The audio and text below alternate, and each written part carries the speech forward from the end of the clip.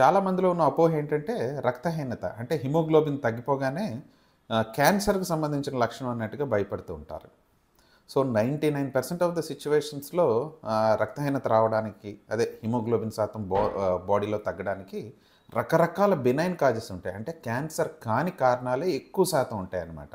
Most కామన్‌గా మనం ఇండియాలో చూసేది న్యూట్రిషనల్ ఎనీమియా అంటాం. ఆడవాళ్ళలో, చిన్న పిల్లల్లో ఎక్కువగా చూస్తుంటాం. ఇది ఏమవుతుందంటే సరిగ్గా తినకపోవడం వల్ల కానీ, లేదంటే ఆడవాళ్ళలో బ్లీడింగ్ ఎక్కువ అవుతూ ఉంటుంది. మంత్లీ బ్లీడింగ్ అవ్వడం వల్ల కానీ, ఇవి చూస్తూ ఉంటాం. అవి కాకుండా కొన్ని రకాల వేరే conditions thalassemia, sickle cell anemia, autoimmune hemolytic anemia అని చెప్పి కొన్ని క్రానిక్ డిజార్డర్స్.